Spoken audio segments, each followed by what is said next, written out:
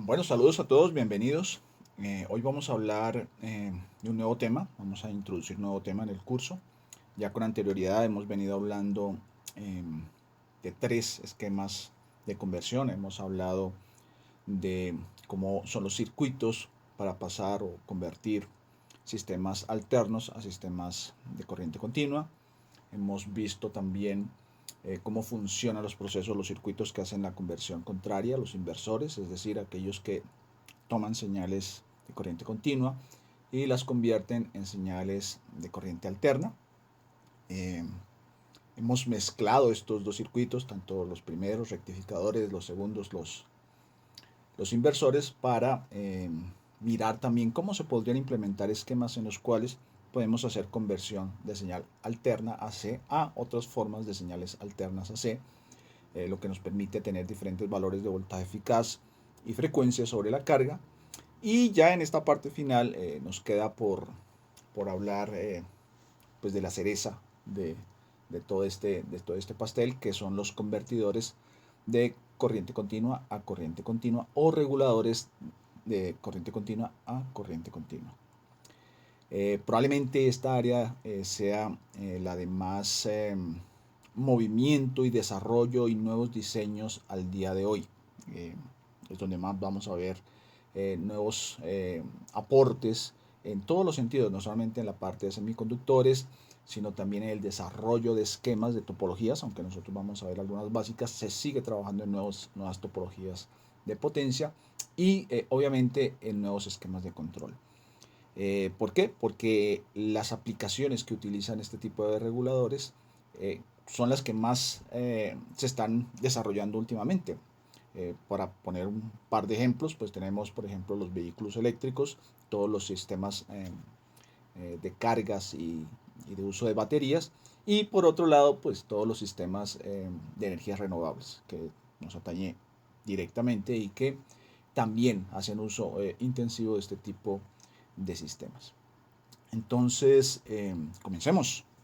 Entonces, los reguladores DCS, pues la idea básica es lograr que para una carga que tiene unos requisitos de nivel de tensión, de voltaje, la pueda alimentar desde una fuente de alimentación DC diferente. En general, y vamos a tomar el primer caso, pensemos en una fuente que tiene un voltaje de alimentación que es superior a lo que necesitaríamos en la carga. Entonces, ¿cómo podría yo alimentar esa carga? Pues una primera idea que se nos podría ocurrir es pues, si esa carga efectivamente se va a alimentar en DC, probablemente es una carga resistiva y podríamos colocar en serie entre la fuente muy alta y nuestra carga pues otra resistencia, de tal forma que se genere algún tipo de divisor resistivo y de esa forma reducir el voltaje a la carga a lo que necesitamos. Eh, digamos que aunque podría eventualmente funcionar, no es una solución muy eficiente. Obviamente el introducir al circuito una resistencia hace que pues tengamos unas pérdidas de potencia considerables dependiendo de la potencia de la corriente que estemos alimentando en la carga. Y por otro lado, en principio no me ofrece ningún tipo de regulación. Si yo hago ese tipo de esquemas y por alguna razón el voltaje de entrada cambia, me tocaría casi que cambiar también la resistencia que estoy colocando en ese visor resistivo para poder tener algún tipo de regulación y poder darle a, a mi carga el voltaje que realmente necesita. Entonces, toca buscar otras opciones más eficientes. En ese sentido, recordamos lo que habíamos hablado al principio del curso. Al principio del curso pues hemos hablado de la conmutación. Hemos visto que para poder eliminar o reducir por lo menos las pérdidas, pues básicamente pues esas pérdidas, esa potencia que se pierde, es o convirtiendo la corriente o el voltaje en cero, o virtualmente muy pequeños cercanos a cero. En ese caso, pues lo ideal sería utilizar no una resistencia, sino un interruptor que, como en este esquema que tenemos acá, en algún instante esté abierto, ¿sí? En cuyo caso pues el flujo de corriente sería cero y pues la potencia en ese caso sería, las pérdidas de potencia en ese caso serían cero, y en el otro intervalo, en otro instante, esté cerrado. Si es un interruptor perfecto y no tiene caída de tensión sobre él, pues la caída de tensión sería cero y por lo tanto las pérdidas sobre él serían cero. Entonces, en principio, si no nos preocupamos por el voltaje eficaz, o más bien, si nos preocupamos más bien por el voltaje eficaz sobre la carga, independientemente de la forma de onda, pues yo podría utilizar como regulador en lugar de esa resistencia o cualquier otro elemento un interruptor. Y lo único que tendría que tener en cuenta es el tiempo de encendido con respecto al tiempo de apagado, lo que hemos definido ya con anterioridad como ciclo útil o ciclo de trabajo de ese interruptor. Entonces, en principio, si como mencionábamos en nuestro ejemplo, pues tenemos un voltaje que es un voltaje DC constante que es relativamente alto o por lo menos mayor que el voltaje que requiero sobre mi carga, en este caso aquí indicada como B0, una carga resistiva, pues yo podría abrir y cerrar alternadamente este interruptor a una determinada frecuencia. La relación entre el tiempo de cierre, de encendido, con respecto al periodo total de los ciclos de apertura y cierre, es decir, el ciclo de trabajo, me daría un voltaje promedio, es decir, podríamos aproximar nuevamente, si no nos importa la forma de onda, sino solamente el voltaje eficaz, podríamos aproximar ese voltaje promedio sobre la carga a un B0. Y pues tendríamos lo que nos plantea la ecuación en esta parte de aquí, que el voltaje de salida que realmente correspondería a un voltaje promedio, recordemos que realmente sería una onda cuadrada, en el T-on sería una señal de voltaje máximo cuyo valor sería precisamente Bin, y durante T-off, durante el apagado, pues idealmente ese voltaje sería cero. Pero ese voltaje promedio, ¿sí? Pues lo podríamos calcular precisamente como el valor Bin multiplicado por el ciclo de trabajo o, como lo hemos definido, la relación del tiempo de conducción al periodo de esa señal PWM. ¿Sí? Escrito Bin multiplicado por el ciclo de trabajo. En este caso, pensemos todavía en un ciclo de trabajo constante D. Eso está muy bien y de esa forma, pues, por lo menos para cargas en general mecánicas, cargas lentas, podríamos decir, que no son tan críticas, la cosa puede funcionar muy bien. Sin embargo, cuando ya empezamos a mirar otro tipo de cargas, por ejemplo, cargas electrónicas, cargas que tienden a ser sensibles a la forma de onda, pues ya no podemos jugar con una forma de onda con un ruido o perturbaciones tan altos. Finalmente, en este tipo de esquema, en este tipo de regulación con el interruptor, pues voy a tener una componente de ruido muy fuerte a la frecuencia de conmutación del PWM.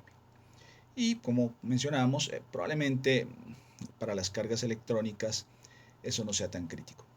En un bombillo, probablemente en una máquina, probablemente no vamos a tener problema, pero si yo alimento en un cargador, por ejemplo un celular, para que la cosa no funcione tan bien. Entonces, ¿qué podemos hacer? Pues como siempre, si hay un ruido a una determinada frecuencia, pues lo que puedo hacer es filtrarlo. Entonces, ya en principio solamente habíamos incluido un transistor, un interruptor. ¿Sí? Bueno, interruptor en términos generales, lo llamamos aquí Q. Ahora, para reducir ese ruido, voy a tener que introducir un segundo elemento fundamental, el filtro. Ok, ¿qué elementos filtros conocemos nosotros? Pues de circuitos tenemos básicamente dos. Hemos usado en fuentes lineales con anterioridad, por ahí en sus cursos de dispositivos semiconductores, condensadores. En este caso en particular, los condensadores ya no son viables. ¿Por qué? Básicamente porque estoy pensando en cargas de tipo electrónico, cargas que son sensibles y que en general a las cuales yo debo alimentar con una regulación de voltaje muy buena. No debe haber un rizado muy fuerte. Eso implica que el control y el voltaje de salida debe seguir al voltaje que yo deseo sobre la carga muy de cerca. Y por desgracia los condensadores hacen que la variación de voltaje sea lenta. De hecho, esa es su función. Entonces, el condensador en este caso no nos sirve. Entonces, ¿qué podemos utilizar como filtro? Pues su dual. En este caso, entonces, a diferencia de las fuentes lineales, resulta más conveniente utilizar un filtro inductivo.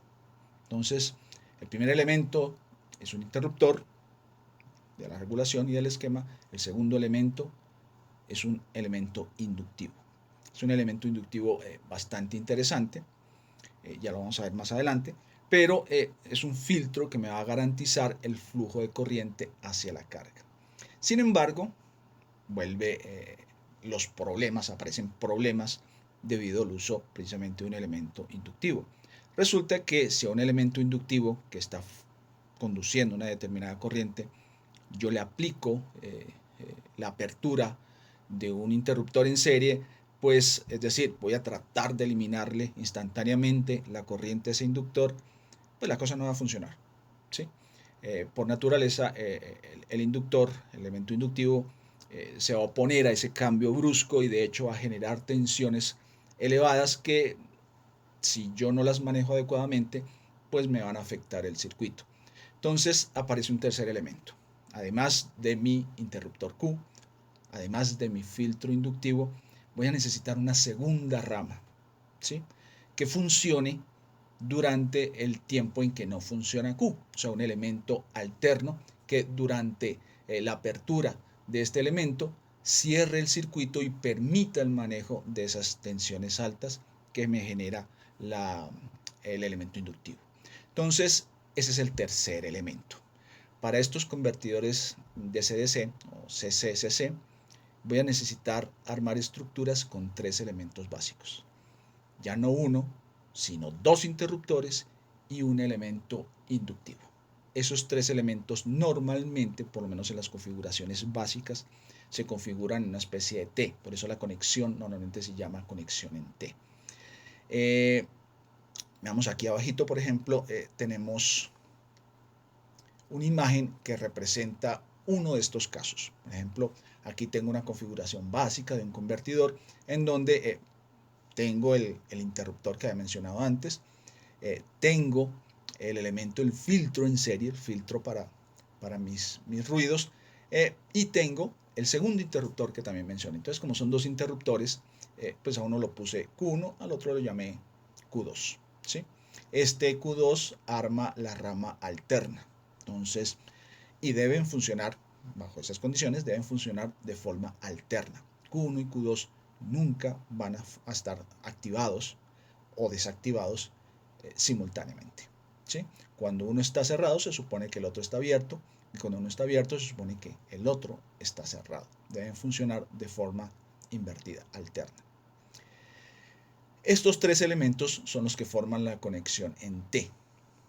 Y bajo esas condiciones, pues sí, aquí tengo un esquema, una posible configuración que de hecho coincide con, digamos, lo que veníamos hablando de la estructura de mi regulador acá inicialmente, pero que de forma general, pues pensando en esos tres elementos, yo los podría conectar de otras formas. De hecho, acá abajo, en el color verde, en color azul y en color rojo, tengo tres posibles esquemas de conexión de esos tres elementos. Entonces, en la primera parte, aquí en el verde, perdón, tengo precisamente la conexión que está en la parte superior, ¿sí?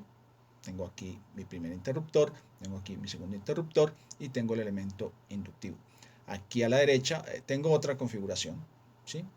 Entonces, aquí ahora a la entrada tengo mi elemento inductivo, en la salida tengo uno de los interruptores y en la parte que va de este nodo central a tierra tengo el primer interruptor. ¿Cuál es la diferencia entre 1 y 2, interruptor Q1 y Q2? Básicamente lo vamos a ver ahora. 1 es el que yo estoy controlando. El interruptor 1 es el que hace realmente la regulación. Es este interruptor que me va a hacer la regulación. Ese es Q1. Q2 es el que me va a formar el lazo alterno. Entonces, la idea es que yo solamente controle uno de los dispositivos y el otro funcione de forma alterna a partir de la conmutación del primero. Por eso no son exactamente iguales. Y en la tercera configuración, entonces tengo un interruptor a la entrada, en este caso Q1, tengo el otro interruptor a la salida y la bobina a la parte inferior. Son las tres posibles configuraciones. Estos tres circuitos básicos pues conforman las tres conexiones básicas o las tres topologías básicas en cuanto a convertidores reguladores DC a DC o CC a CC, corriente continua a corriente continua. Ok, además aquí tuve cuidado de colocarle como unas flechitas, si ustedes observan, aquí hay unas flechitas, porque estos interruptores no son interruptores cualquiera, común y corriente. De hecho, aquí lo que estoy diciendo es que estos interruptores son unidireccionales. Ya esto también lo habíamos mencionado cuando estuvimos hablando de nuestros semiconductores de potencia. Y en este caso, para este tipo de aplicaciones de conmutación, necesitamos elementos unidireccionales, es decir, la corriente solamente va a circular en un sentido, y aquí estoy indicando el sentido. Cuando este interruptor se cierre, se supone que la corriente debe circular para acá. Cuando este Q2 se cierre, se supone que la corriente debe circular hacia acá. ¿Sí? Lo mismo ocurriría con los otros dos esquemas. Además, pues lo ideal es que estos interruptores funcionen a una alta frecuencia. La idea de conmutar el dispositivo a alta frecuencia, también lo hemos mencionado con anterioridad, es reducir el tamaño de los elementos inductivos. En general, por acá mencionaba en el texto, por acá, que este tipo de convertidores, por lo menos en las primeras etapas y para potencias, digamos, medias bajas, pues podríamos operarlos sin ningún problema a frecuencias entre los 20, 50, incluso un poquito más de los 50 kHz. En otras aplicaciones de muy baja potencia, pues en general podemos subir aún más incluso esa frecuencia. Eso implica en últimas que los elementos de conmutación, tanto Q1 como Q2, deben ser, además de unidireccionales, pues deben tener una capacidad de conmutación a altas frecuencias. ¿A qué frecuencia? Pues básicamente a la frecuencia de diseño, la frecuencia de conmutación de mi PWM. Pero son elementos, digamos, de alta frecuencia de conmutación. ¿Qué elementos entonces podemos utilizar allí? Solamente tenemos en todos los semiconductores que hemos estudiado en el curso dos posibles candidatos: diodos y transistores. Efectivamente, estos elementos se implementan con diodos y transistores.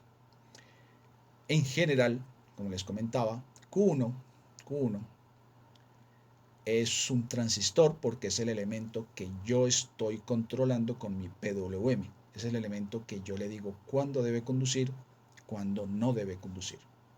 ¿Sí? En general, este elemento es un transistor bipolar, un MOSFET o un IGBT. Mientras que el segundo elemento, Q2, en estas conexiones, es un elemento que reacciona o responde al comportamiento de Q1 y L. Ya vamos a ver cómo es ese tipo de funcionamiento. Y por lo tanto, en general, no debería requerir o necesitar de una señal de control. Y por lo tanto, ese Q2 normalmente se implementa con un diodo. Un diodo, pues en este caso, un diodo rápido. Puede ser un fast recovery, un ultra fast recovery, un Schottky, dependiendo de las características y los parámetros de diseño del convertidor. Sin embargo, existen los dispositivos o convertidores sincrónicos en los cuales tanto Q1 como Q2 se implementan con transistores y yo controlo directamente con señales PWM separadas a los dos elementos. ¿Sí? O sea, si lo quiero, igual como habíamos mencionado en su momento con respecto a los rectificadores, pues en los rectificadores podemos utilizar diodos, no utilizar señales de control, pero en algunas condiciones, bajo pues algunas exigencias específicas sobre la carga o sobre restricciones en el comportamiento de la corriente, yo podría cambiar esos diodos por transistores y controlar el proceso de rectificación. Aquí también. Entonces, a pesar de que en las topologías básicas que vamos a ver ahora, solamente controlo un dispositivo y el otro, pues no, es un diodo, eventualmente podría tener dos transistores y controlar los dos transistores. Ok. ¿Cómo puedo analizar el comportamiento de estos convertidores? En general, bueno, partimos del hecho de que este elemento inductivo es básicamente un elemento almacenador de energía, es decir, durante un intervalo, por ejemplo el encendido de T-on, él va a almacenar una cierta cantidad de energía, ¿sí? Y durante el otro intervalo, T-off, cuando él se abre, pues esa energía se transfiere. Eso quiere decir que en estado estacionario el voltaje promedio en ese elemento inductivo es cero, ¿sí? Y si ese voltaje promedio durante un periodo de conmutación es 0, pues yo puedo establecer una ecuación que efectivamente describa eso. Aquí la tenemos, por ejemplo. Aquí estoy diciendo que el voltaje en la bobina, en este elemento inductivo B sub L, solamente durante el intervalo on, ¿sí? ¿Cómo lo podría yo medir a lo largo del tiempo? Bueno, es el voltaje en el porcentaje del periodo en donde hay conducción, es decir, T-on sobre T. Recuerden que hemos definido el ciclo de trabajo precisamente como T-on sobre T. El tiempo total es T, parte de ese tiempo es T-on, por lo tanto, la fracción en el que va a hacer conducción, la fracción del voltaje en que yo voy a ver ese voltaje en él durante on, pues va a ser precisamente ese voltaje multiplicado por el ciclo de trabajo o ciclo útil.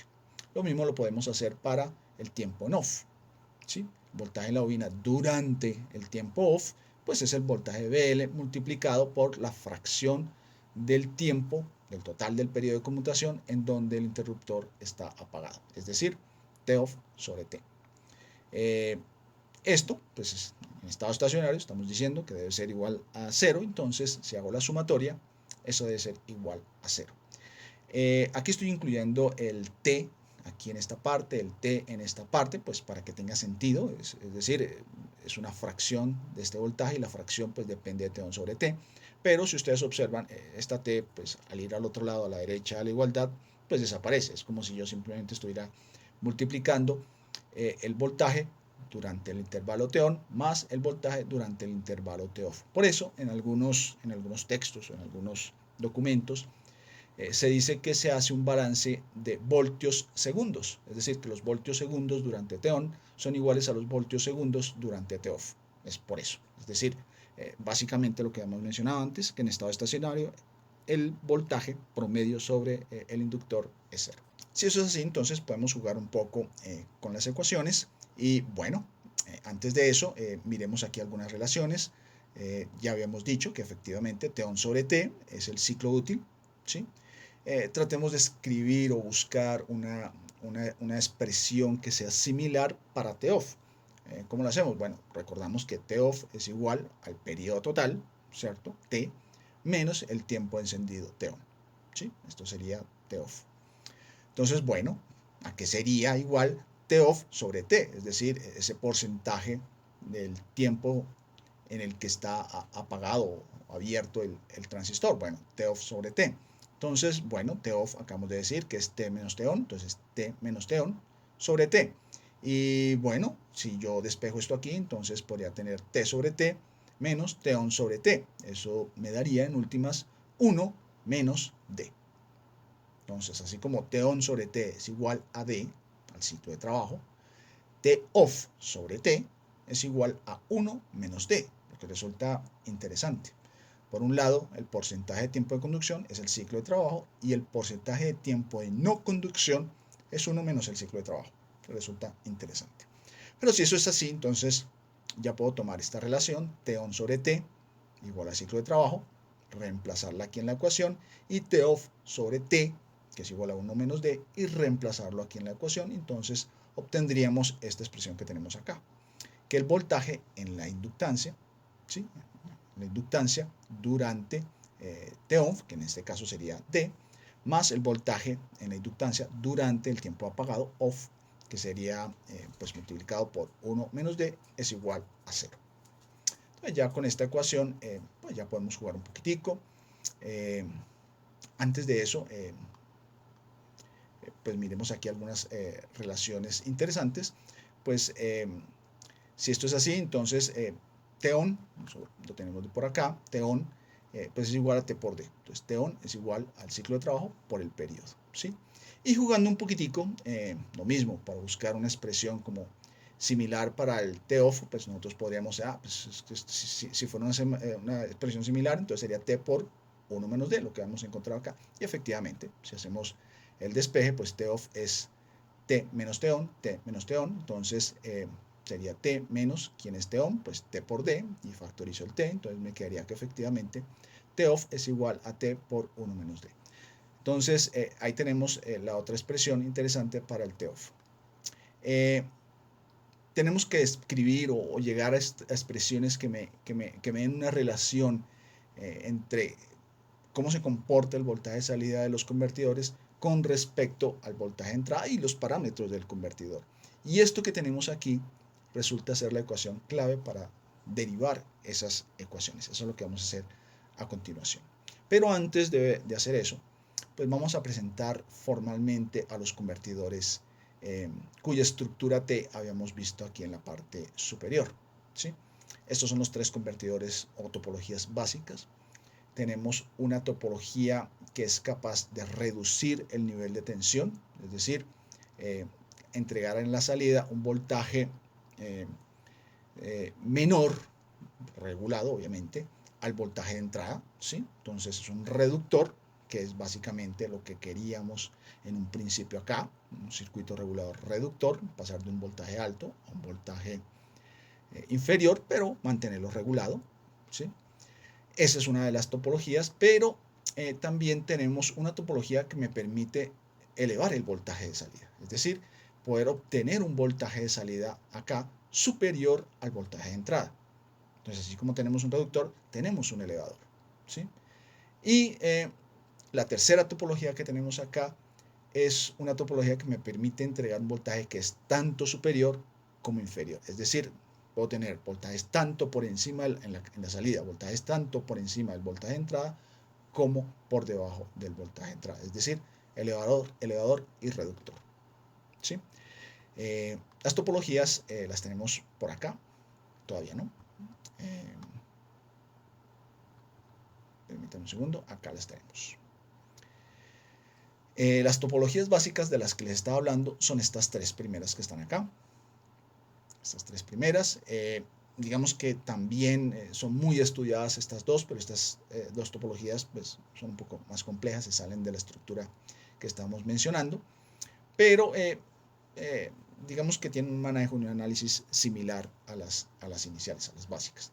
Las básicas que les mencionaba era el convertidor Buck, que es un convertidor reductor. Si ustedes observan, tenemos pues, el interruptor aquí en la parte de entrada, el otro interruptor Q2 aquí del nodo central de conexión de la T a tierra y la inductancia en la salida. Entonces, si ustedes observan,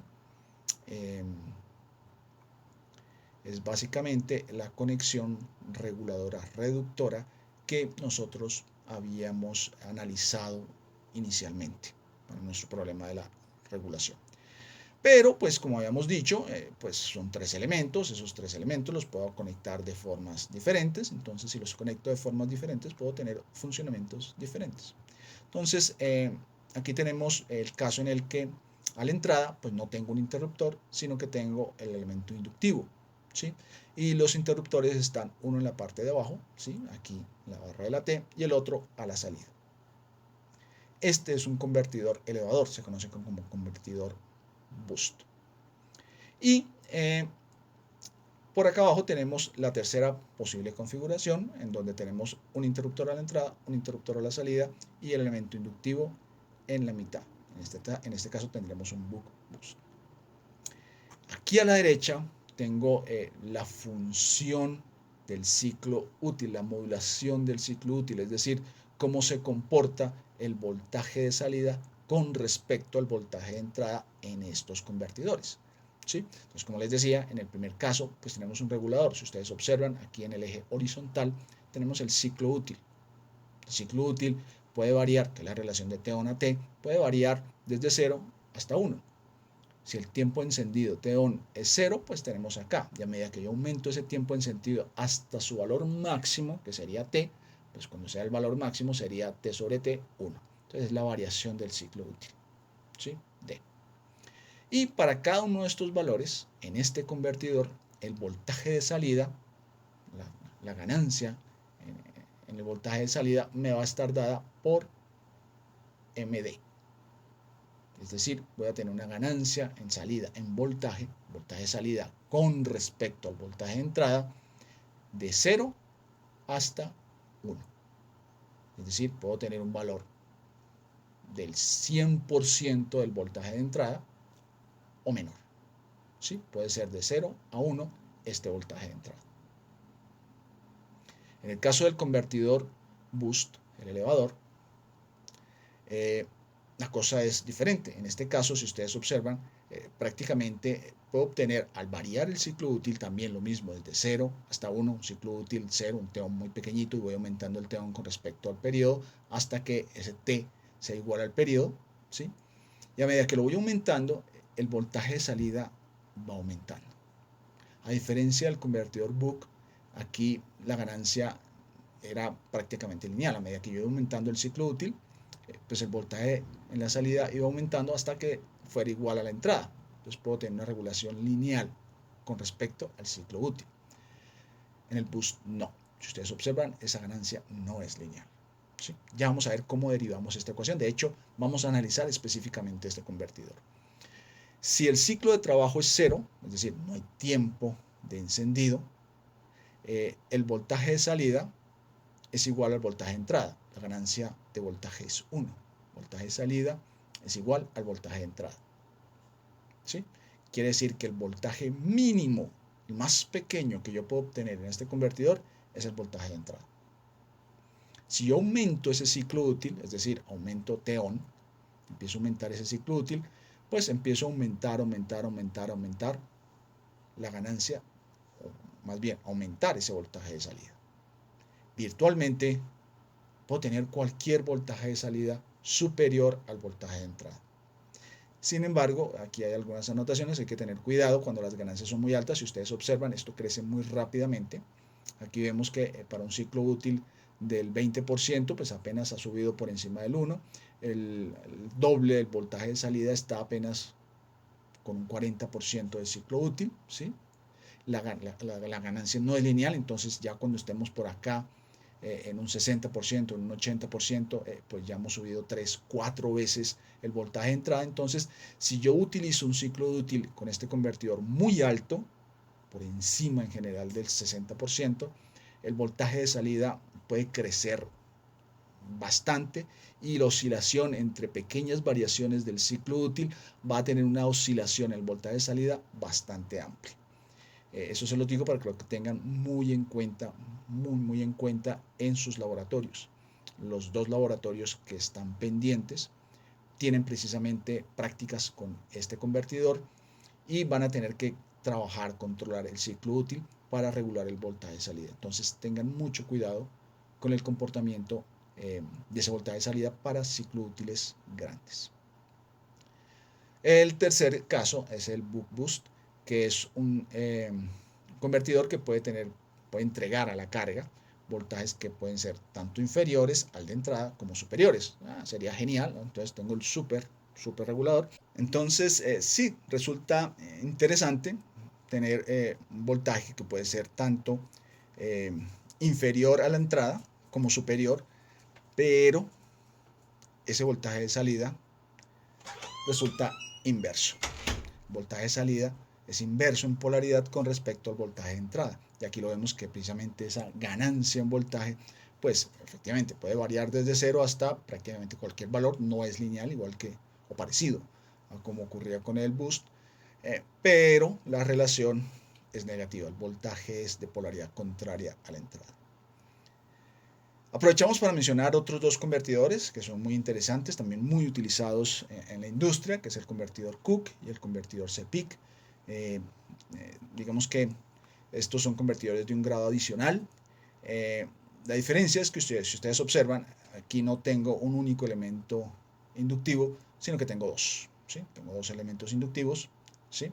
Y aprovechamos para mencionar que pues, aquí no habíamos mencionado para nada en ninguna parte ese condensador que estamos colocando a la salida. ¿Sí? Se supone que no hace parte de mi topología, no hace parte de la T, pero lo estoy incluyendo en todas partes. Aquí tenemos condensador a la salida pues básicamente lo estamos colocando en todas las topologías. De hecho, en estos dos últimos tenemos dos. Resulta que efectivamente, digamos que en algunas topologías, o en el caso específico del book, podría no necesitarse este condensador a la salida. El condensador a la salida es un filtro. Pero además, como es un condensador y ese es el dual de la inductancia de la bobina, pues también es un elemento almacenador de energía y también deberíamos esperar que ese elemento almacene energía y la transfiere, ¿sí? Así como lo hace este elemento durante la conmutación del interruptor. En el convertidor boost, por ejemplo, ese condensador sí resulta muy importante, es clave. ¿Cuál es la diferencia entre estos dos convertidores? Básicamente que en el BUC la corriente de salida pues me la entrega precisamente ese elemento inductivo. Por lo tanto, la corriente de salida es continua. ¿Sí? Ya miramos cómo es la corriente en este elemento. Pero en el caso del boost no ocurre así. En el caso del boost, pues este elemento está a la entrada. Pues está a la entrada. ¿Y qué es lo que tengo a la salida? Pues a la salida tengo un interruptor. Entonces, si a la salida tengo un interruptor, pues es razonable esperar que la corriente a la salida sea discontinua. Entonces, yo utilizo precisamente un elemento para corregir este problema. ¿Sí? Aquí, pues, básicamente lo mismo, ¿sí? Pero pues, como está invertido, pues vemos la polaridad contraria. Y bueno, aquí dependiendo del elemento, pues puede que en este Cook no sea tan crítico porque también tendríamos un elemento inductivo a la salida, pero en el CPIC sí. Entonces, a tener cuidado, sí, en algunos convertidores es deseable tener el filtro para regular aún más ese voltaje a la salida. En algunos otros convertidores es necesario porque si no la corriente de salida sería discontinua. Pero además tengo que tener mucho cuidado con ese diseño, por lo que decíamos inicialmente. Resulta que este condensador hace que la variación de voltaje sea más lenta, por lo tanto debo diseñar el tamaño de ese condensador para que sí me ayude a filtrar la corriente de salida, pero que no sea demasiado grande, tal que haga que el comportamiento del convertidor sea lento. Y es importante notar que estos elementos que tenemos aquí conectados son los que conforman la dinámica de estos convertidores. Entonces, una vez yo tenga unos determinados valores, unos determinados elementos aquí en la configuración del circuito, pues cuando yo los modele, ¿sí? Cuando saque el modelo matemático, pues esos elementos son los que van a decir cómo se comporta la dinámica de mi sistema. ¿Y para qué me interesa modelarlos? O en general, ¿para qué me interesa saber cómo se comporta este elemento? Pues para diseñar el circuito de control. Entonces el circuito de control, pues yo lo diseño a partir del comportamiento de este circuito. Bueno, realmente a partir del modelo. Yo quiero que el modelo sea lo más preciso, pero va a ser a partir del modelo. Y en el modelo voy a ver un reflejo del comportamiento del circuito. Y si este condensador es muy grande, pues voy a ver que mi modelo también pues, va a tener una dinámica lenta, va a hacer que la variación en el voltaje sea lento. Y si este convertidor, si la planta ya de por sí es lenta, no va a importar mucho que yo diseñe un circuito de control muy bueno, muy rápido, porque por muy bien que responde el control, la planta no va a ser capaz de seguir adecuadamente esa velocidad y por tanto no voy a tener una muy buena regulación en el voltaje de salida. Entonces lo ideal es que pues, ese condensador sí efectivamente me sirva de filtro, pero no exagerar en su tamaño porque puede hacer que el convertidor tenga una respuesta lenta. Y pues ya que está incluido en la topología, lo vimos aquí incluido, pues vale notar que al igual que este elemento inductivo, también durante la conmutación va a almacenar y a entregar energía. Finalmente esa es su función. Entonces les había mencionado que íbamos a mirar el comportamiento de la corriente en ese elemento inductivo. Pues resulta que por acá en el análisis que vamos a hacer del convertidor boost, pues aquí tengo precisamente una representación de cómo es la corriente en ese elemento inductivo. Aquí lo tengo para el convertidor boost, pero esto que tenemos acá es exactamente lo mismo que ocurre en cualquiera de estos elementos inductivos, sea para el buck boost, el Cook o el CPIC. En todos ellos y en cualquiera de ellos, porque recuerden que tenemos elementos, convertidores que tienen más de un elemento inductivo, el comportamiento de la corriente es el mismo. Aquí lo vemos para un boost. Y específicamente para este convertidor, pues decimos que, ya vamos a mirar cómo funciona este convertidor, pero básicamente durante el cierre del interruptor, es decir, durante T-on, durante el intervalo de T-on, pues yo mando la señal en alto a este transistor y por lo tanto él se cierra. Entonces aquí en la parte izquierda tengo el modelo solamente durante T-on, el modelo del circuito equivalente solamente durante T-on, cuando el interruptor está activo. Entonces se cierra y pues idealmente voy a despreciar la resistencia equivalente de ese MOSFET, en caso de que se trate de un MOSFET. Si fuera un bipolar, pues ya sabemos, tenemos una caída de tensión aquí, una especie de gamma, dependiendo del tamaño de ese BJT.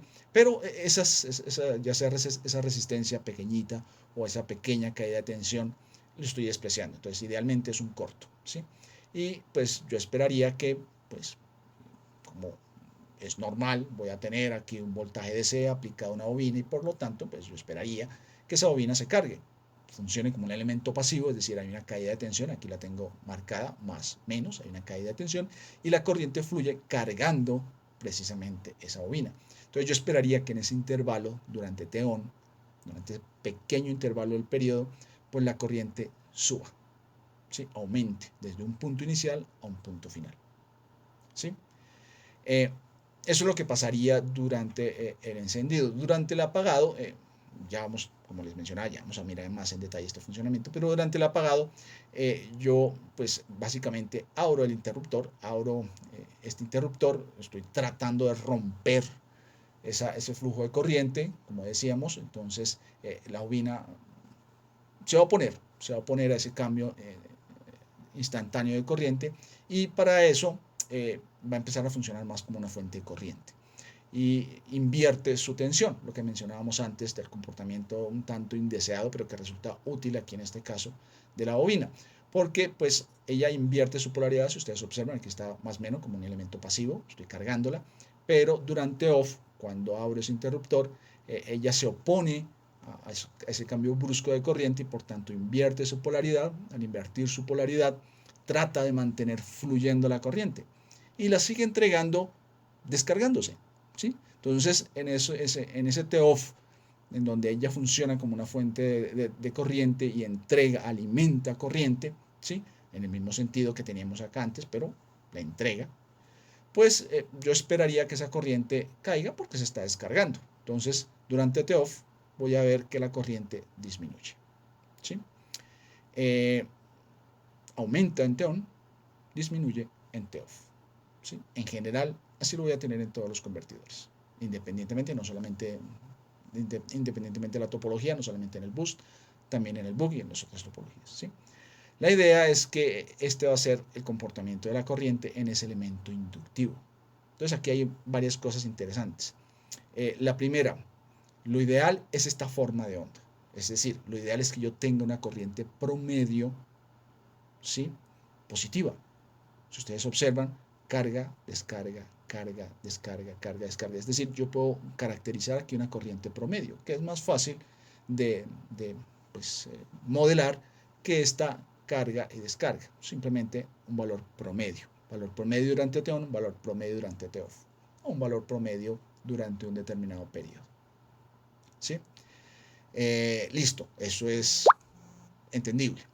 Lo segundo es que la existencia de esa corriente promedio implica que este elemento inductivo está manejando un valor de C, un valor de corriente de C. Sí, hay un rizado, aquí hay una carga-descarga, hay un comportamiento alterno, ¿sí?, sobre ese elemento inductivo que hace que funcione como tal, como inductancia, ese elemento inductivo. Pero también tiene que soportar un valor de corriente continua, ¿sí?, ese valor promedio sobre el que está montado este rizado, lo tiene que soportar sin saturarse. Eso quiere decir que este elemento no es un elemento inductivo cualquiera.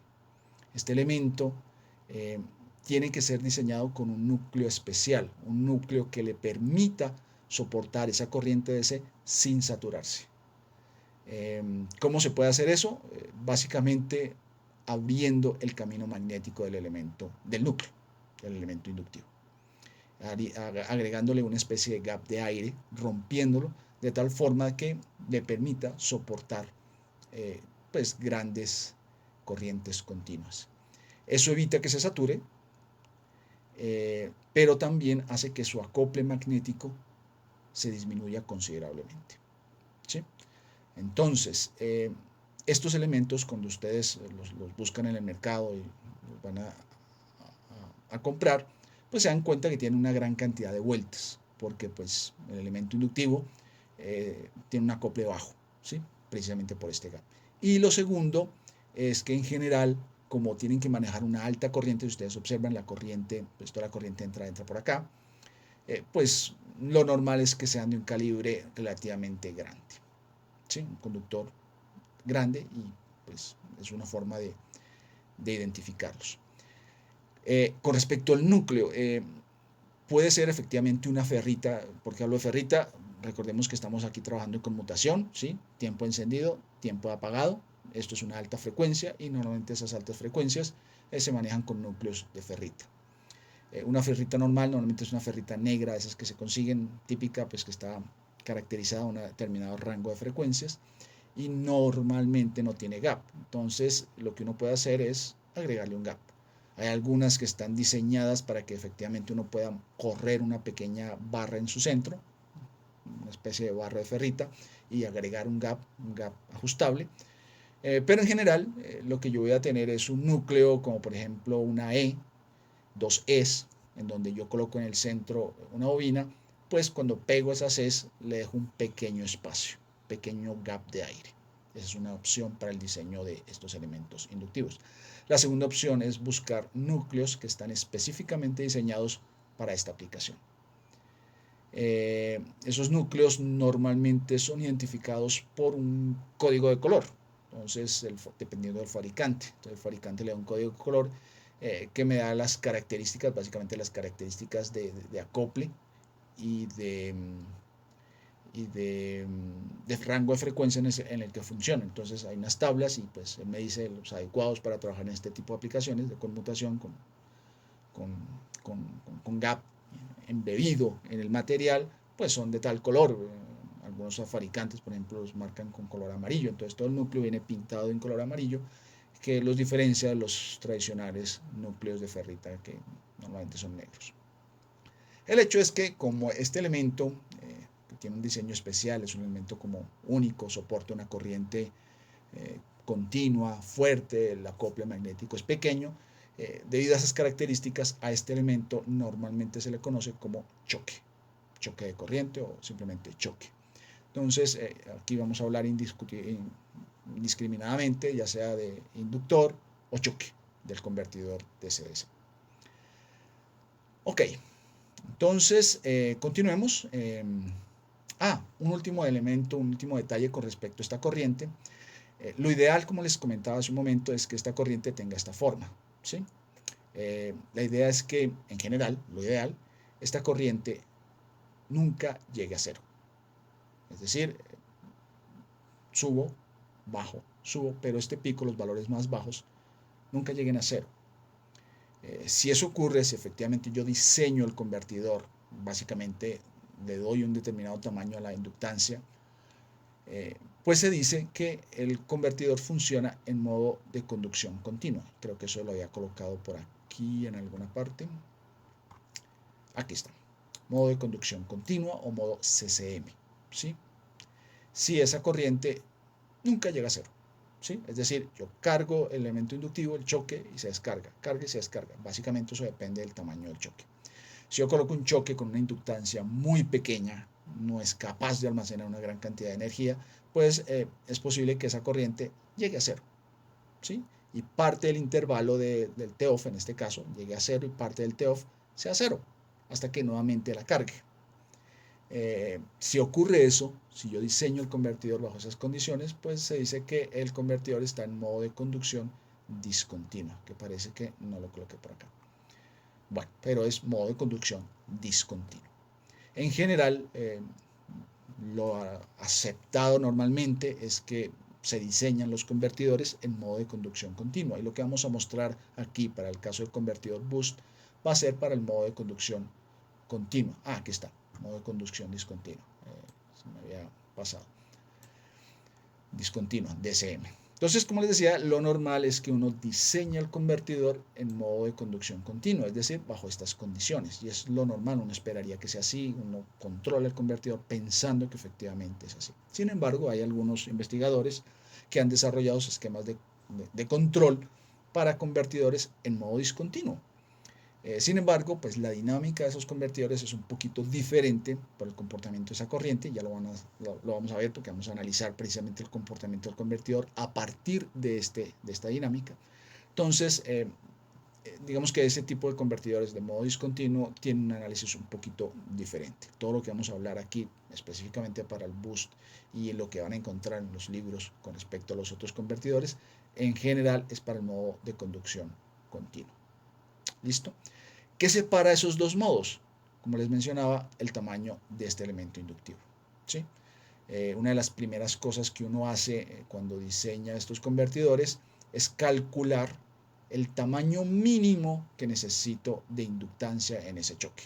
Es decir, el tamaño de inductancia que hace que esta corriente se descargue completamente y llegue a cero en este punto. ¿Sí? Justo que este punto alcance aquí cero. El valor de inductancia que me produce esa caída al punto cero se conoce como inductancia crítica. Yo calculo esa inductancia crítica y luego utilizo un valor de inductancia en mi montaje, en mi diseño, superior al valor crítico para garantizar modo de conducción continuo. ¿Listo? Ok, sigamos entonces. Entonces, como les decía, vamos a tratar de utilizar esta ecuación que hemos visto aquí de voltios segundo xenón igual a voltios segundo xenof o igualación de voltaje en estado estacionario para analizar un convertidor. No los vamos a analizar todos. Aquí hablo del reductor, del buck, ya vemos la topología, vemos la función o modulación del convertidor, pero en este caso nos vamos a centrar en el segundo que es el convertidor elevador boost. Probablemente un poquito más interesante para nosotros en cuanto a aplicaciones, como les decía, es muy común ver este convertidor en esquemas de acople, en sistemas fotovoltaicos, generadores, aerogeneradores. Entonces me pareció más interesante hablar de este convertidor que del buck. Entonces este es nuestro convertidor elevador, como hemos mencionado antes. Voltaje de salida siempre va a ser, voltaje de salida siempre va a ser superior al voltaje de entrada, siempre. El mínimo que puedo obtener es el voltaje de entrada, o sea, ganancia, modulación de ganancia de 1. Lo mínimo que puedo obtener a la salida es el mismo voltaje de entrada, ¿sí? De ahí en adelante aumentando el ciclo útil, porque además en general no voy a tener un ciclo útil de 0, en aplicaciones reales, pues en general voy a tener un voltaje de salida superior. Pero como les decía, tener cuidado de cuando el ciclo útil supera el 50 al 60%. Si yo necesito una ganancia alta, es preferible colocar un boost en cascada con otro boost, ¿sí? Y controlar dos convertidores que tratar de implementar un único convertidor con una ganancia o un ciclo útil mayor. Entonces, miremos ya en detalle a este convertidor. Entonces el convertidor boost, como lo hemos visto acá, tiene un inductor, un choque a la entrada. Tenemos el transistor que voy a controlar, mi interruptor Q1, del punto central a tierra, y en la salida tenemos el otro transistor, el otro interruptor, en este caso un diodo. Y como filtro adicional, porque lo necesita esta topología, tenemos un condensador. Normalmente ese condensador, casi que en todos los papers que trabajan este circuito, lo llaman C0, condensador de salida. Como solamente tenemos un transistor, pues le llamamos Q, solamente un diodo D, y pues tenemos nuestra topología boost o elevador de voltaje. Aquí he marcado como voltaje de entrada, voltaje DC de entrada, Vin, con esta polaridad que está acá. El voltaje de salida lo he llamado B0, con esta polaridad que está acá. Y bueno, aquí tenemos ya nuestro convertidor. Como les mencionaba, entonces tenemos, pensando en modo de conducción continua, tenemos dos modelos equivalentes de este circuito dependiendo del estado de conducción del transistor, es decir, de la señal de control. Si la señal de control está en alto durante T-on, para este transistor, pues el transistor está cerrado, ¿sí? Y tendríamos este modelo, despreciando pérdidas. Y si el transistor está abierto durante T-off, no le envío señal, entonces durante T-off la corriente, pues el elemento se descarga, en el inductivo se descarga, y durante ese intervalo, pues el transistor va a estar abierto. Entonces lo voy a simular, voy a emular aquí como un circuito abierto. Entonces durante T-on tengo circuito cerrado para el transistor, y durante T-off pues lo tengo abierto. Eso es lo que yo controlo. Esta es la señal que yo genero con mi PWM y el comportamiento que yo controlo, ¿sí? Ok, a partir de eso, ¿cómo funciona el circuito? Entonces, comencemos con un ciclo de T-on. Entonces, en el ciclo de T-on, cuando el interruptor está cerrado, ¿sí? Cierro, pues el circuito aquí a la entrada solamente queda conectando la fuente de entrada con el elemento inductivo que se comporta como un elemento pasivo, ¿sí? Simplemente estoy cargando la bobina, es decir, esto que habíamos mencionado durante T-on, se carga o almaceno energía en ese elemento inductivo. Entonces la corriente va a fluir del punto de mayor energía potencial de la fuente hacia el punto de menor energía potencial. Por lo tanto, como este es un elemento pasivo que se está cargando, va a haber una caída de tensión más menos, ¿sí? Esta es la caída de tensión sobre la inductancia. Me interesa esa caída de tensión, claro, porque a partir de ahí es que voy a hacer el análisis del circuito, lo que hemos dicho. Voltaje en T-on más voltaje en T-off debe ser igual a 0, ¿sí? Entonces tengo que analizar es precisamente ese voltaje en la inductancia durante T-on y durante T-off, pero arranquemos acá. Entonces, durante T-on, ¿sí? El voltaje que tenemos aquí, pues como no hay nada más, simplemente está esta fuente en paralelo con este elemento, pues el voltaje sobre esta inductancia resulta ser VI, ¿sí? Durante T-on, el voltaje sobre el choque, sobre la inductancia, es VI. ¿De acuerdo? Con esta polaridad. Por ahora voy a dejarlo ahí. Digamos que es la primera vez, el primer ciclo que le ocurre a este convertidor. Entonces por acá no sabemos qué hay. Digamos que el condensador estuvo mucho tiempo desconectado. Es el primer periodo, el primer ciclo de la señal PWM. Entonces eso está descargado y por aquí no tenemos nada más. Y como el diodo, pues en últimas, está conectado aquí a tierra, pues simplemente funciona como un circuito abierto. No está polarizado en directo, es decir, está polarizado en inverso, por lo tanto no conduce. Todo lo que tengo es una carga de un elemento inductivo, ¿sí? Muy fácil. Y además sabemos que durante ese intervalo el voltaje sobre ese inductor es VI. Entonces ya por acá abajo en la ecuación voy a decir que durante T-on el voltaje es VI, ¿sí? El voltaje es VI. ¿Cuánto tiempo aparece ese voltaje sobre esa inductancia? Pues T-on, es el tiempo de conducción. Entonces, T-on. Recuerden, realmente era T-on sobre T, pero pues como las dos T's se van a ir al otro lado de la igualdad, entonces eso va a desaparecer. Entonces, aquí simplemente coloqué voltios segundos, como normalmente lo detallan en algunos textos de electrónica de potencia. Entonces, los voltios segundos durante T-on es VI por T-on, ¿sí? Así de simple.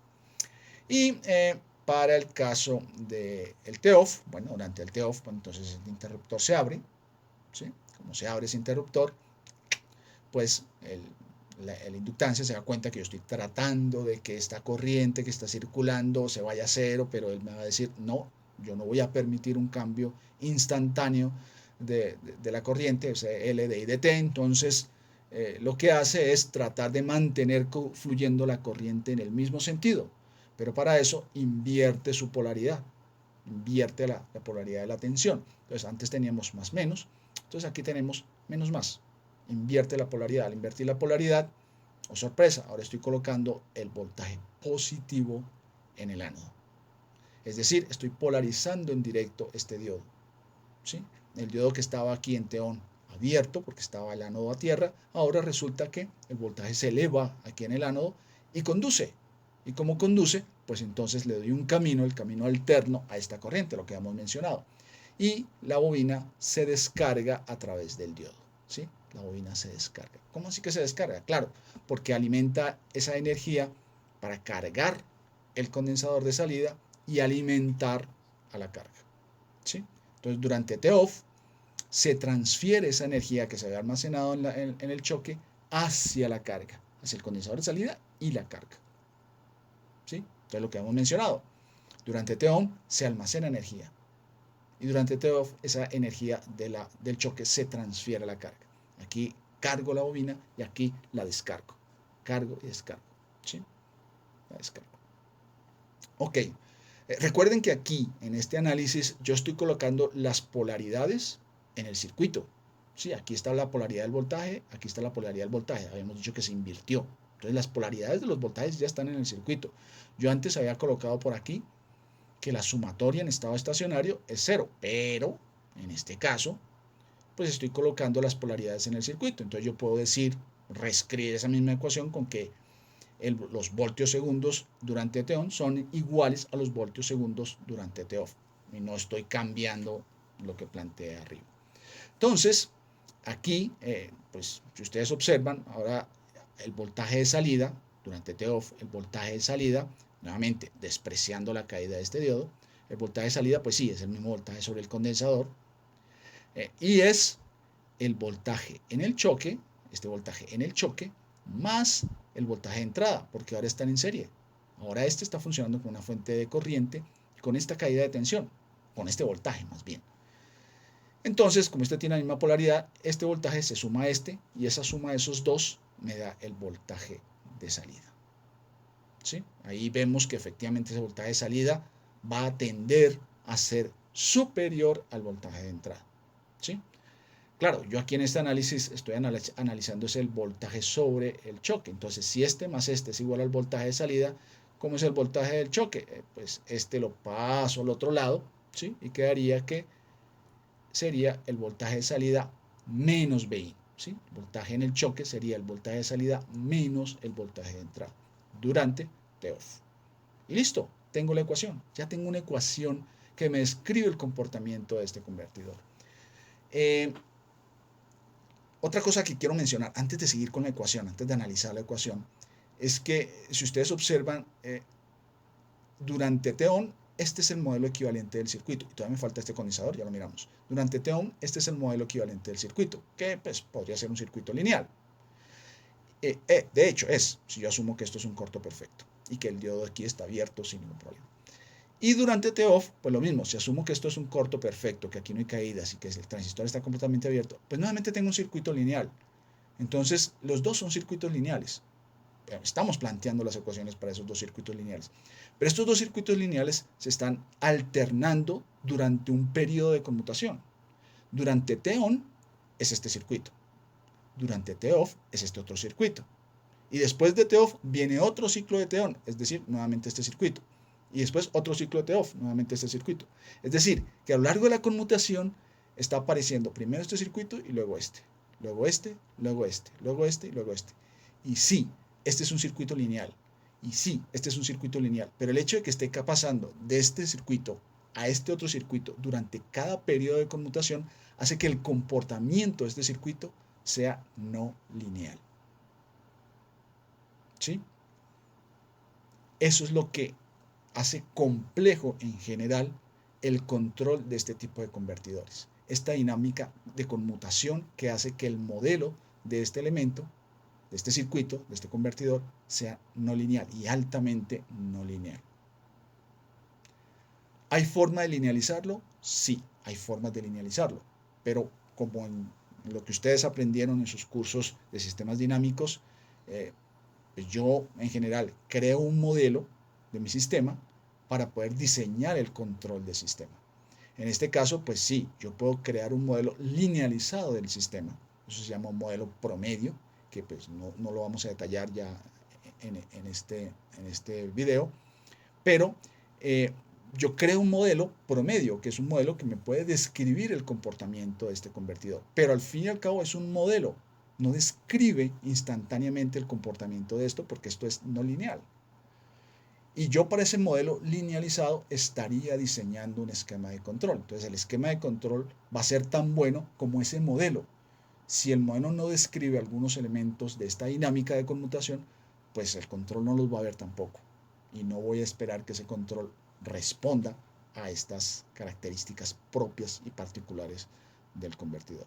Era algo que quería aclarar. Sobre esquemas de control hablaremos en una próxima sesión específicamente. Hoy solamente estamos mirando un poquito la dinámica y la topología de los convertidores. Más adelante entonces miraríamos esquemas de control en modo de voltaje, esquemas de control en modo de corriente y otros esquemas de control interesantes. Pero lo importante es que para hacer un esquema de control adecuado, pues yo genero un modelo. Y ese modelo, entre más cercano sea a mi convertidor, pues me va a garantizar un mejor comportamiento de mi esquema de control. Y lo otro es que estos convertidores, la dinámica de estos convertidores es no lineal.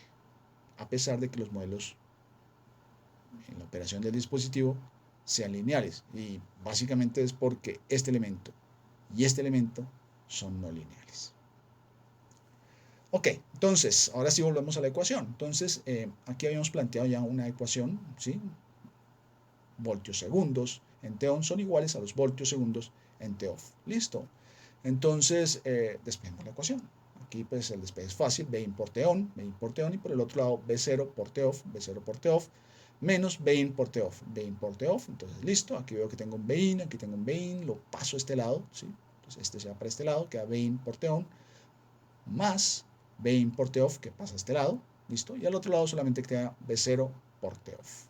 Listo, perfecto, aquí tengo V in, que es lo que quería, ahora lo factorizo y queda V in factor de T on más T off, pero T on más T off, por definición, es el periodo, ¿sí? El periodo, el tiempo total, todo este tiempo. Ok, perfecto. Entonces ya tengo el periodo y del otro lado tengo V0 por T off. Listo. En general lo que yo quiero es, nuevamente, lo que hemos visto por acá en las figuras, esta ganancia en voltaje, cómo es esa función del ciclo útil para relacionar el voltaje de salida con respecto al voltaje de entrada. Entonces, para eso, pues simplemente voy a despejar voltaje de salida con respecto al voltaje de entrada. Entonces, este que está acá, lo paso acá. Siempre es transferencia, salida sobre entrada. Entonces, este pasa acá abajo, ¿sí? Y este T off pasa acá abajo. Entonces, V0 sobre V in es igual al periodo sobre T off. Periodo sobre el T off es lo que tenemos acá. Ok, pero en general yo no quiero expresar las cosas en términos de tiempos. A mí me interesa más mi ciclo útil. Entonces lo que voy a hacer es reescribir T off como, pues, en términos del ciclo útil. Ya lo habíamos dicho, que este T off, por aquí lo habíamos analizado, ese T off es igual a T por 1 menos D. Entonces escribo eso acá abajo. T off es T por 1 menos D. Este T se cancela con este T y, oh sorpresa, al eliminar este con este y quedar solamente la relación de voltaje de salida con respecto al voltaje de entrada, solamente en términos del ciclo útil, ¿sí? Esa sería mi modulación de ganancia. Como solamente queda en términos del ciclo útil, pues podemos concluir que la ganancia en voltaje de este regulador, este elevador, no depende de la frecuencia. Si ustedes observan, no depende de la frecuencia, solamente depende del ciclo útil. Es decir, de la relación de T on a T. Solamente depende de la relación de T on a T, del ciclo útil, no de la frecuencia. Da lo mismo, en teoría, por lo menos matemáticamente, trabajarlo a 1 kHz, 10 kHz, 100 kHz. 1 giga daría lo mismo. ¿Cuál es la diferencia? Hombre, el transistor, los interruptores que voy a utilizar, los elementos que voy a utilizar tanto para el control, eso es lo que marcaría la diferencia. E incluso otros elementos como el condensador y en últimas las exigencias que tenga la carga. Pero desde el punto de vista matemático no me importa la frecuencia de conmutación. Eso es bien importante. Y la ganancia, ¿sí? El voltaje de salida está dada por la relación 1 sobre 1 menos D. Entonces, si yo paso este término, o no, así tal cual como está, ganancia de 0 sobre V in, y le doy valores a este ciclo útil, valores entre qué? Pues el ciclo útil varía entre 0 y 1, le doy valores entre 0 y 1, pues yo reproduzco esta curva. Y les pediría que ustedes pues escribieran un pequeño script, sea en Python o MATLAB, que precisamente replique esta curva. Lo único que tienen que hacer es darle valores a este D y graficar en el eje vertical la ganancia en voltaje. para obtener esta curva ideal para el convertidor boost. ¿Listo? Aquí lo podríamos hacer para algunos valores. Si el ciclo útil es 0, por ejemplo, lo que hemos dicho, si el ciclo útil, si el ciclo útil es 0, pues entonces aquí me queda 1 sobre 1, ¿sí? Entonces, voltaje de salida sería igual al voltaje de entrada. Y pues eso es lo que teníamos para acá, para un ciclo útil de 0. Ya decíamos que no vamos a tener realmente un ciclo útil en nuestras aplicaciones de 0, ¿no? Buscamos ciclos útiles mayores. Otro fácil de analizar es el que yo menciono aquí. ¿Qué pasa si T-on es igual a T-off? Si T-on es igual a T-off, entonces el tiempo en alto es igual al tiempo en bajo, entonces el ciclo útil es del 50%. ¿Sí? Entonces, si yo aquí coloco 0.5, entonces tendría 1 menos 0.5, pues 0.5. Y 1 sobre 0.5, pues me daría una ganancia en voltaje de 2. Es decir, el voltaje de salida sería 2 veces el voltaje de entrada. Y pues bueno, eso es básicamente pues, lo que hemos visto por acá, que con un 50%, efectivamente, voltaje de salida es el doble del voltaje de entrada. Y así lo podemos hacer. Pero se dan cuenta que efectivamente al aumentar este valor crece bastante rápido la ganancia y como habíamos mencionado antes, va a ser muy complicado regular el voltaje de salida porque pequeñas variaciones por acá en este rango, pequeñas variaciones en el ciclo útil van a generar una grande oscilación en el voltaje de salida, en la ganancia de ese voltaje de salida. Entonces, como les mencionaba, no es recomendable utilizar grandes ganancias con este convertidor. Bueno, podríamos hacer análisis muy similares para los otros convertidores, haciendo un análisis, digamos, de estos voltios segundos para el BUC o para el elevador reductor, contemplando estos circuitos equivalentes, podríamos hacer exactamente lo mismo y llegar a las ecuaciones de ganancia para ellos, es decir, las ecuaciones que reproducen estas curvas. Esa actividad se las dejaría ya para aquellos que estén interesados en mirar el detalle, lo pueden consultar en los textos que están en la referencia del curso, que suministramos el primer día de clase. Pero aquí vamos a seguir trabajando con el convertidor elevador boost. Y de hecho, el taller que está planteado para esta clase es precisamente con respecto al convertidor BUC. Con el respecto al convertidor boost. Pero también con respecto a el convertidor BUC boost. Ya lo van a ver, vamos a repetir el análisis de este convertidor, siendo un poquito más estrictos en cuanto a los elementos reales, es decir, vamos a considerar que por lo menos uno de los elementos no es perfecto, ¿sí?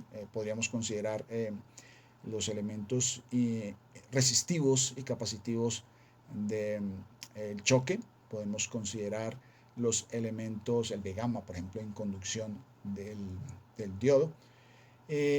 Podemos considerar también los elementos parásitos inductivos y resistivos del condensador.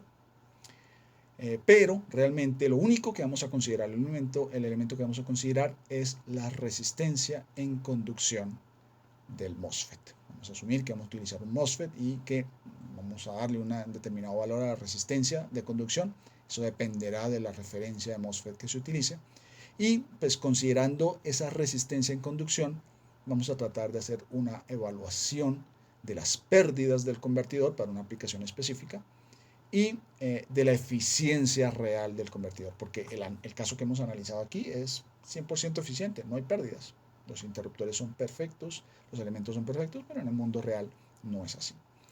Y les voy a plantear los circuitos equivalentes de este otro convertidor, del BUC boost, ¿sí? Es decir, cómo es el circuito equivalente y cómo son los voltajes durante el T-on y el T-off de este transistor, los circuitos equivalentes, para que ustedes hagan un análisis similar de este otro convertidor. ¿Sí? Yo lo voy a hacer, se los voy a presentar para este elevador boost y les pido que ustedes hagan algo similar para este otro convertidor y hagan un análisis también de eficiencia, ¿sí? Bajo las mismas condiciones de este otro convertidor. ¿Cuál es la idea? Tengo tres elementos, tres elementos, los mismos tres elementos, de hecho. Tengo unas condiciones de diseño, es decir, voy a hacer un diseño con este, que eventualmente también puedo hacer con este. Y bueno, evaluar si la eficiencia, las pérdidas en este convertidor resulta ser mejores o peores con respecto a este otro.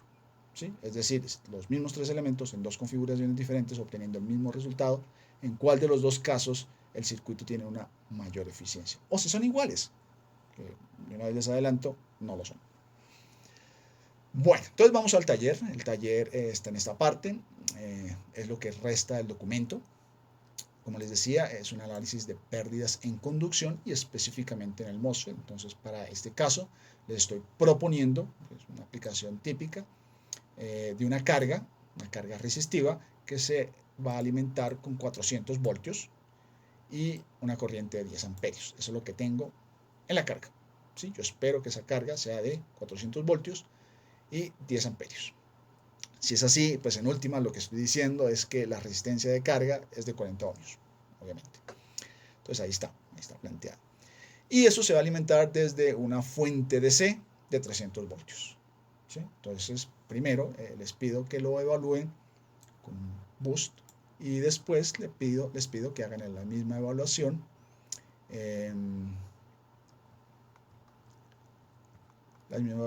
con un buck boost. ¿Sí? Entonces, el primer caso está completamente desarrollado, como les decía, el segundo no. El segundo lo tienen que completar ustedes. Entonces, para el primer caso, y pues la idea es utilizar un diodo ideal, un diodo de conmutación ideal, y como MOSFET vamos a utilizar un MOSFET que en conducción, durante el encendido del MOSFET, tenga una resistencia equivalente en conducción de 0.5 ohmios. Entonces aquí, cuando el transistor esté cerrado, vamos a tener una resistencia equivalente de 0.5 ohmios. Ese es el único elemento que vamos a considerar y vamos a tratar de ver cuáles van a ser las pérdidas de este convertidor sobre esa resistencia. Y cuáles van a ser las pérdidas para ese mismo transistor si la implementación no la hago con un boost, sino con un buck boost. ¿Sí? En ese caso sería el mismo transistor acá, pero este transistor acá colocaría entonces acá los 0.5 ohmios y pues cómo serían en ese caso las pérdidas. Como los tiempos en los que va a conducir los transistores en ambos casos es T-on, realmente el que incide sobre las pérdidas es la cantidad de corriente que circula y el tiempo durante el cual circula esa corriente. Es decir, me les adelanto, eso va a depender del ciclo útil de los dos convertidores, del ciclo útil en el boost y del ciclo útil aquí en el buck boost. Pero bueno, esa es una conclusión a la cual yo aspiro que ustedes lleguen y me demuestren numéricamente. Entonces, para el primer caso, en el caso del boost, entonces lo que hacemos es, bueno, yo planteo el circuito, nuevamente el circuito, con todas las de la ley. Creo que no les especifica condensador de salida, no les especifica condensador de salida, es un parámetro que van a tener que asumir. Pero bueno, lo que vamos a hacer entonces es analizar los dos circuitos equivalentes para T-on y T-off, lo mismo que hicimos antes. Lo que pasa es que ahora en T-on voy a tener esta resistencia y esa resistencia pues va a cambiar todo, pues todas las ecuaciones que planteamos arriba. Se me olvidó el detallito de esta parte de acá. Volvamos un momentico antes de seguir acá. Se me ha olvidado qué pasa con esto. Resulta que habíamos dicho que durante T-on la bobina se cargaba. Durante T-off la bobina se descargaba entregando esa energía tanto a la carga como al condensador de salida. Entonces, si ustedes observan durante T-off, este condensador se carga. Para el siguiente ciclo de T-on, ya este condensador está cargado, pero se abre este circuito. ¿Sí? Entonces, al abrirse este circuito, este condensador queda conectado en paralelo con la resistencia de carga. Por lo tanto, durante T-on, al mismo tiempo que el choque se está cargando, el condensador se está descargando. ¿Sí? Y durante T-off, cuando la bobina, el choque, se está descargando, ustedes observan, el condensador se está cargando. Entonces, estos dos son elementos que almacenan energía y entregan energía a la carga, pero lo hacen en condiciones opuestas. El choque se carga durante on y entrega la energía durante T-off. El condensador se carga durante T-off y entrega la energía durante T-on. Eso es importante porque en el ejercicio que les estoy planteando necesitamos también hacer balance de energía sobre el condensador de salida. Bueno, volvamos al taller. Entonces ahora sí, en el taller pues tenemos nuestro condensador, nuestro choque, el transistor y la bobina y planteamos los circuitos equivalentes. Este es el circuito equivalente durante T-on, es el mismo que habíamos planteado antes. Lo único es que ahora aparece la resistencia durante T-on, la resistencia del MOSFET. Antes no lo habíamos considerado, ahora sí está. Y en el circuito equivalente de T-off, pues es básicamente el mismo, ahí no cambia nada. Se abre el transistor, como se abre el transistor, conduce el diodo sí lo vamos a seguir considerando como un corto perfecto, no hay caída de tensión de ningún tipo ahí. ¿Sí? La única variación va a ser este elemento, pero este elemento va a cambiar considerablemente las ecuaciones. Entonces, listo. Aquí vamos a tener nuestra corriente, la corriente en el choque, ¿sí? Aquí nuevamente vamos a tener una caída más menos, ¿sí? Pero ahora hay un elemento adicional, la corriente va a ir de la fuente de 300 voltios, va el elemento pasivo del choque, a correr por acá por el choque, pero también va a correr por la resistencia. Entonces aquí tenemos una caída más menos, una caída más menos, ¿sí? Esta es la corriente que va a circular por acá. Ya sabemos, durante T-off, por allá en el siguiente ciclo, este condensador se va a cargar, entonces en este intervalo de T-on se va a descargar el condensador hacia la carga. En T-off, entonces, como habíamos mencionado antes, se abre el interruptor, se invierte la polaridad del voltaje sobre el elemento inductivo, sobre el choque, y por lo tanto ese voltaje positivo en este punto, pone el diodo en directo y por lo tanto conduce. Y durante este T-off, pues entonces la corriente se va desde el choque hacia el condensador y hacia la carga. Esta parte es igual. Ok, aquí nuevamente tenemos el detalle de las corrientes. Esta es la corriente durante T-on, ¿sí? Y acá la corriente durante T-off. T-on, T-off. Y como les había dicho, pues es más fácil modelar la corriente como un valor promedio durante T-on, aquí lo llamado I sub L, y un valor promedio durante T-off, ¿sí? Que sería de este punto a este punto. Valor promedio que también marcado como I sub L, ¿sí? La corriente instantánea en la bobina, en el choque, va a ser I sub L de T, pero el valor promedio lo voy a llamar, ese valor promedio que está aquí punteado, rayadito, I sub L, su valor promedio. Ok, entonces, ¿cómo quedan las ecuaciones? Voy a plantear las ecuaciones, las voy a plantear de nuevo. Entonces, aquí, por ejemplo, para el caso del voltaje en la bobina durante T-on, vamos a comenzar el análisis durante T-on. Durante T-on, entonces, ¿cómo va a ser ahora el voltaje en la bobina? Entonces, el voltaje en la bobina es, el voltaje Bin, ¿sí? Va a ser igual a la caída de tensión acá más la caída de tensión acá, ¿sí? Voltaje en el choque más voltaje en la resistencia.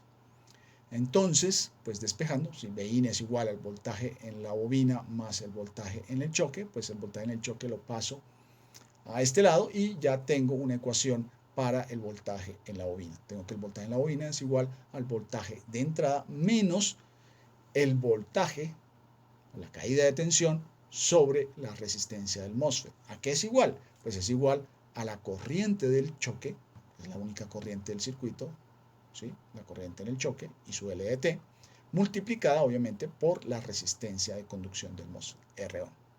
¿Sí? Ok, como decíamos, no puedo medir de forma instantánea, no es fácil medir instantáneamente la corriente, entonces la voy a reemplazar, voy a aproximar la ecuación por el valor promedio. Entonces voy a utilizar el valor promedio de esa corriente para estimar esa tensión. Entonces, listo, eso va a ser igual al Bin menos, no la corriente instantánea, sino esa corriente IL por la resistencia en conducción del MOS. Ya teniendo eso, pues puedo plantear el otro parámetro que necesito, que pues si antes habíamos hecho balance de voltaje en estado transitorio sobre el choque y ahora necesito hacerlo sobre el condensador, pues ahora pues no voy a hacer balance en estado transitorio de voltios, sino de amperios, la corriente sobre el condensador. Entonces para ello necesito, además del voltaje sobre el choque, necesito la corriente sobre el condensador.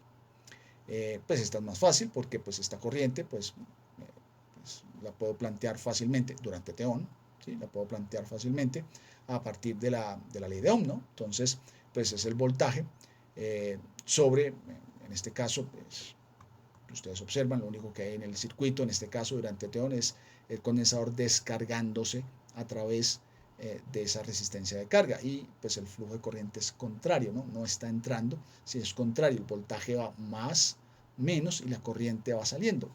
Nuevamente, es una fuente de tensión. Entonces, por esa razón, acá es menos el voltaje sobre la resistencia, porque pues es el mismo voltaje que pasa sobre la resistencia de carga, ¿sí? Voltaje sobre la resistencia me da esa corriente. Ok, pero lo mismo, es un tanto complicado analizar ese voltaje de salida, que pues no lo mencionamos, pero va a tener un rizado similar a este que hemos analizado aquí, similar a esta carga y descarga, porque es, digamos, el comportamiento de la conmutación. Entonces lo que voy a hacer es lo mismo, aproximarlo por el valor promedio de ese voltaje de salida. Entonces ese voltaje de salida, V0 instantáneo, lo voy a reemplazar, lo voy a aproximar por el voltaje V0 mayúscula sobre RL, simplemente por su valor promedio durante el intervalo T-on. Y listo, ya tengo entonces una expresión para el voltaje en la bobina durante T-on, y tengo una expresión para la corriente en el condensador durante el mismo intervalo T-on. Hago lo mismo para T-off, es exactamente lo mismo, es el mismo análisis, si ustedes observan. Aquí tengo la descarga durante T-off, aquí tengo un modelo equivalente, y planteo básicamente las mismas ecuaciones. En este caso, como antes, el voltaje en la bobina. Entonces, ustedes observan el voltaje en la bobina, pues lo mismo que hemos dicho antes, es el voltaje de entrada menos el voltaje de salida. O planteado de otra forma, pues el voltaje de salida que estaríamos colocando a este lado sería igual a, bueno, el voltaje de salida que estaríamos colocando a este lado sería igual al voltaje de entrada menos la caída en el choque. Entonces, si ustedes observan, pues es básicamente lo mismo. El voltaje de salida pues sería este voltaje más este voltaje. Entonces, si yo despejo el voltaje en el choque, paso el voltaje de entrada para el otro lado, entonces, pues en últimas aparece contrario, ¿sí? Entonces, es básicamente lo mismo. Aquí simplemente lo único que estoy haciendo es que no voy a considerar el voltaje de salida instantáneo, sino el voltaje de salida promedio, como hicimos antes. Entonces ya tengo una ecuación para el voltaje en el choque. Y para la corriente, pues hacemos algo pues realmente lo mismo que hemos hecho antes, si ustedes observan, solo que en este caso la corriente en el condensador, pues es parte de la corriente del choque. Entonces esta corriente en el choque es esta más esta que está acá. Entonces yo puedo plantear que esta que está acá es igual a esto, la corriente en el choque, menos la corriente en la carga. Entonces, eso es lo que colocamos acá, la corriente del choque menos la corriente de la carga. Pero ¿quién es la corriente de la carga? Pues la corriente de la carga es el voltaje de salida sobre la resistencia de carga, ¿sí? Y lo mismo, entonces voy a aproximar ese voltaje instantáneo por un voltaje promedio durante ese intervalo, en este caso el intervalo T-off. Y listo, entonces ya tengo entonces también un voltaje, una ecuación para el voltaje sobre el choque durante T-off y para la corriente durante T-off. Ya lo que me queda es hacer los balances. Hago los balances. Entonces, ¿cómo hago los balances? Pues ya lo habíamos dicho. Aquí nuevamente tenemos, bueno, son los voltios segundos en la bobina, y en el caso del condensador son los amperios segundos. Es lo mismo que hicimos antes. Estoy colocando nuevamente aquí el T. Ustedes saben que esto se va para acá y desaparece, pero pues estoy sumando en este caso. Ustedes observaron, el signo cambió, los puse al revés, pero pues aquí como si los hubiera pasado a este lado de la igualdad, es exactamente lo mismo. Entonces, bueno, aquí coloco el primer voltaje, el voltaje en on, que está por acá, Bin menos IL por R on, Bin menos IL por R on, durante el tiempo de T-on, más el de T-off, y el de T-off es Bin menos B0, ¿sí? Entonces observan, cambiarse el signo.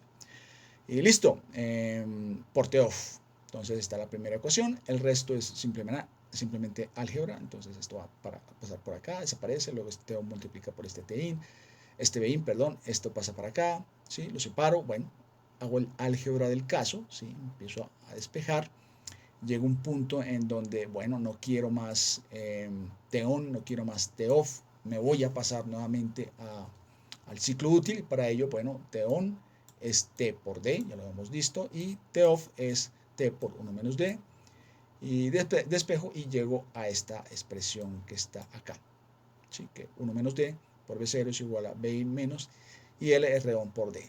Es una expresión un poquito más complicada, bueno, está un poquito más complicada de despejar, básicamente porque aparecen elementos que no aparecían antes. Afortunadamente, pues en este caso estamos utilizando también el balance en amperios que nos puede ayudar precisamente con esos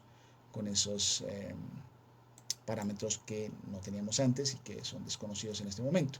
Entonces, al hacer el balance en amperios por segundos en el condensador de salida, pues es lo mismo. Usamos el parámetro la corriente durante TON, que está por acá, menos B0 sobre RL, menos B0 sobre RL en TON, y el valor durante TOFF. Y en TOFF, en apagado, está por acá, que es IL menos B0 sobre RL. IL menos B0 sobre RL. TOFF, lo mismo, un periodo es como si tuviera T1 sobre T, T2 sobre T. En este caso, entonces, pues bueno, este T, lo mismo, va para acá y desaparece, entonces solamente me queda B0, bueno, menos B0 RL por T1, y la parte de acá más IL menos B0 sobre RL por TOFF.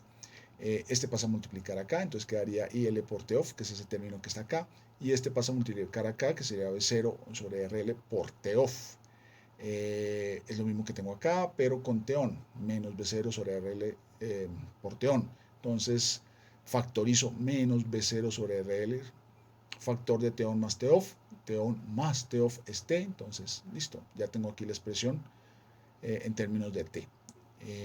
Este había quedado aquí, simplemente hizo L por TOFF y su L por TOFF. Entonces, paso para acá y pues despejo.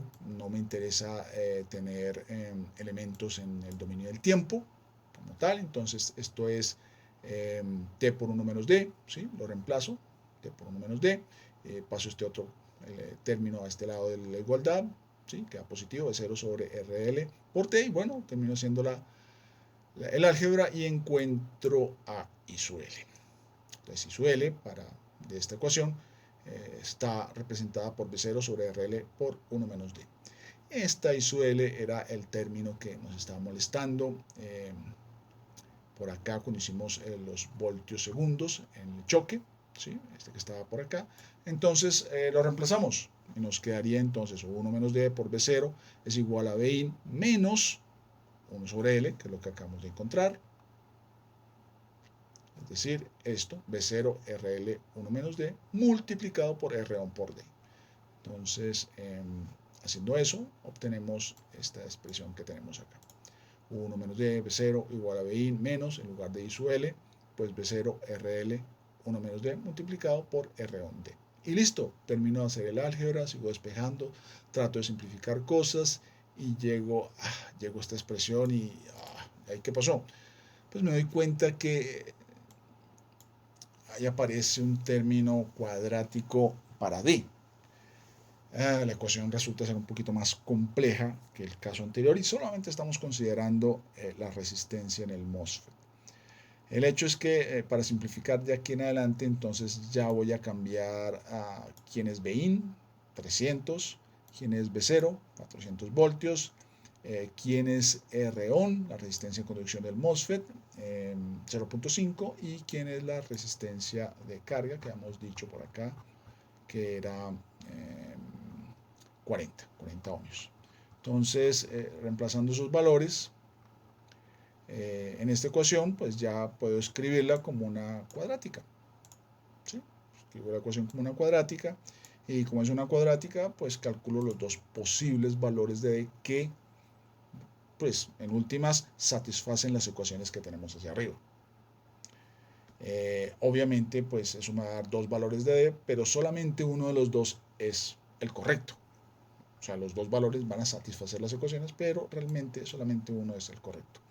Cuando resuelvo la cuadrática, me da dos valores. Me da que D1, bueno, que D puede ser 0.9832 o que D puede ser 0.2543.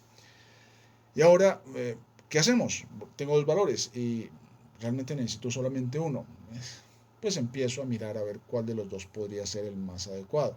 Yo sé que finalmente esto es un boost, entonces cojo estos dos valores, cojo este valor y me voy a la ecuación ideal del boost, la que encontramos antes, la ideal, en donde la ganancia en voltaje estaba definida por 1 sobre 1 menos D. Y reemplazo acá, reemplazo los dos valores de D. Miro a ver con esos dos valores de D cuál me da un voltaje de salida más cercano a los 400 voltios, ¿sí? Con un BIN de 300.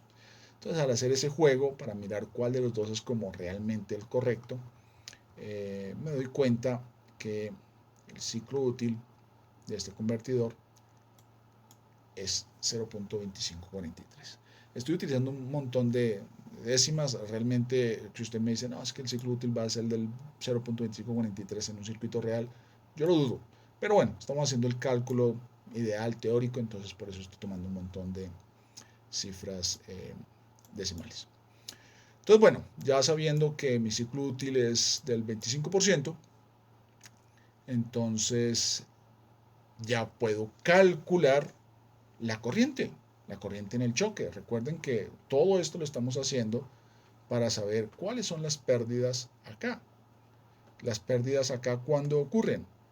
Pues cuando esta corriente circula por esta resistencia, que es la resistencia en conducción del MOSFET. Entonces necesito calcular la corriente en el choque y necesito calcular el tiempo durante el cual circula esa corriente en el choque. El tiempo ya lo tenemos, porque ya tenemos el ciclo útil. ¿Sí? Sabemos que el ciclo es del 25% y eso es igual a T sobre T. O sea, aquí ya sabemos por cuánto tiempo circula la corriente. Ahora necesito calcular esta corriente. Entonces esa corriente la puedo calcular pues, a partir de la ecuación de I sub L. ¿No? Entonces, pues aquí lo coloco a partir de la ecuación 723. 723 es la que tenemos por aquí, es donde calculamos I sub L a partir del balance de amperios segundo del condensador. Tenemos la ecuación para I sub L. Lo único que tengo que hacer es despejar aquí 0.25% y los valores de voltaje de salida de 400 y la resistencia de carga de los 40 ohmios. Y haciendo el cálculo, me da que la corriente en el choque es de 13.4 amperios. 13.4 amperios. Esa corriente va a circular este intervalo, este tiempo, T-on, ¿sí? Entonces, para calcular las pérdidas, bueno, yo calculo, es una resistencia, entonces I cuadrado R, entonces la corriente, ¿quién es? 13.4, es la corriente I sub L al cuadrado, multiplicado por la resistencia, R-on, 0.5 ohmios, pero solamente proporcional al tiempo en que va a conducir el transistor. No es todo el periodo, es solamente este intervalo.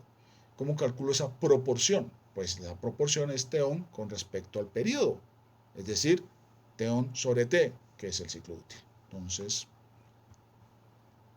T-on sobre T, que es el ciclo útil. No me interesa el T-on, no me interesa la frecuencia, porque lo que estoy colocando aquí es T-on sobre T, que es el ciclo útil D. Entonces, hacer el cálculo me da que son 22.83 vatios. Esas son las pérdidas.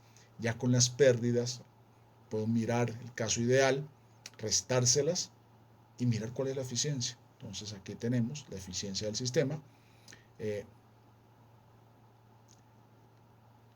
No sé por qué lo coloqué aquí dos veces, es un error, me quedó dos veces repetida la ecuación. Al copiar y pegar algo, bueno. Pero bueno, es la misma ecuación. ¿Sí? Entonces, la eficiencia del sistema es simplemente potencia de salida menos pérdidas. ¿Sí? Quito las pérdidas y los restos sobre la nominal, que sería la potencia de salida. Entonces, me da que la eficiencia del sistema es del 99.43%. Ok, si ustedes observan, el análisis se complicó un poquito más solamente considerando un elemento parásito adicional, solamente esta resistencia. Pues, si analizáramos considerando las de este, la cosa se complicaría aún más. Pero bueno, la idea es, pues en adelante, no hacer esos análisis numéricamente, sino pues verificar que las condiciones de operaciones son las teóricas y hacer los análisis por simulación, que es lo que les estoy pidiendo en este caso. Para el caso del segundo circuito, solución del segundo regulador, el buck boost, no voy a hacer todo el análisis, se los estoy pidiendo, es algo que les pido. Para ayudarles en ese análisis, estoy colocando aquí los circuitos equivalentes con los voltajes, con las polaridades. Es simplemente porque no hicimos ese análisis y es parte de lo que ustedes necesitan para poder plantear las ecuaciones. Y pues obviamente verificarlo por simulación. En este caso, pues son los mismos elementos, las mismas condiciones, los mismos 300 voltios a la entrada, los mismos 400 a la salida, la misma carga resistiva a la salida, ¿sí? El mismo RL, unos 40 ohmios. En teoría, en la simulación, tienen que estimar estos valores de los condensadores. Observen que en el funcionamiento, a pesar de que el condensador absorbe y entrega energía, no consideramos el tamaño del condensador para nada, ¿sí? Entonces, realmente no importa, pero ya saben que un condensador muy grande puede hacer que el circuito sea lento. Entonces, tienen que tener cuidado con eso, no pueden exagerar el tamaño. Tienen que investigar cómo pueden estimar ese valor del condensador de salida. Para el caso del choque, lo mismo. La inductancia del choque, tienen que investigar cuál es la inductancia crítica para el convertidor boost y colocar un valor por encima de esa crítica, y cuál es el valor, cómo se calcula la inductancia crítica para el buck boost. Entonces, tienen que hacer en la investigación, tienen que hacer esa investigación y colocar un valor de inductancia mayor a ese valor crítico para garantizar que está en modo de conducción continua. El MOSFET es el mismo, el diodo es el mismo, ¿sí? Aquí, durante conducción, entonces el transistor se cierra, está la resistencia en conducción. Esto es un elemento pasivo, este es un elemento pues, pasivo. Por simplicidad, estoy asumiendo que la corriente entra por acá, ¿sí? Yo sé que esto es un inversor, entonces va a ser más fácil analizarlo si tomo el voltaje de salida con la misma polaridad, ¿sí? Pero como este es un inversor, pues voy a colocar el voltaje a la entrada al revés, ¿sí? Estoy colocándolo al revés para que a la carga le llegue los mismos 400 voltios que teníamos en el circuito de acá, ¿sí? La misma polaridad. Recuerden que es un regulador inversor. Entonces, bajo esas condiciones, el positivo está por acá y la corriente debería venir por acá, ¿sí?